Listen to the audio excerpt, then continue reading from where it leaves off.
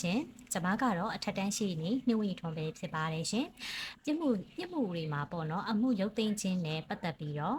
sharing ပြုလုပ်ပြီးသွားမှာပဲဖြစ်ပါတယ်ရှင်ရုပ်သိမ်းခြင်းကိုသိရှိနိုင်ဖို့အတွက်ကကျမတို့ပြစ်မှုတွေမှာဆိုလို့ရှိရင်တမန်မှုနဲ့ဝန်ထမ်းမှုဆိုပြီးတော့နှစ်မျိုးရှိပါတယ်ရှင်တမန်မှုဆိုတာကကြတော့ထောင်ဒဏ်6လအထိချမှတ်နိုင်တဲ့ပြစ်မှုတွေကဒီဆဲဆိုတဲ့အမှုတွေနောက်ပြီးကြတော့ဒီနှစ်ဖူးခွဲထိပ်ပေါက်ပေါ့နော်ဒီလိုပြစ်မှုတွေဆိုလို့ရှိရင်တော့ထောင်ဒဏ်6လအထိချမှတ်နိုင်ပြီးတော့ဒဏ်မှန်မှုအမျိုးအစားတွေမှာပါဝင်တာပဲဖြစ်ပါတယ်ရှင်အကယ်၍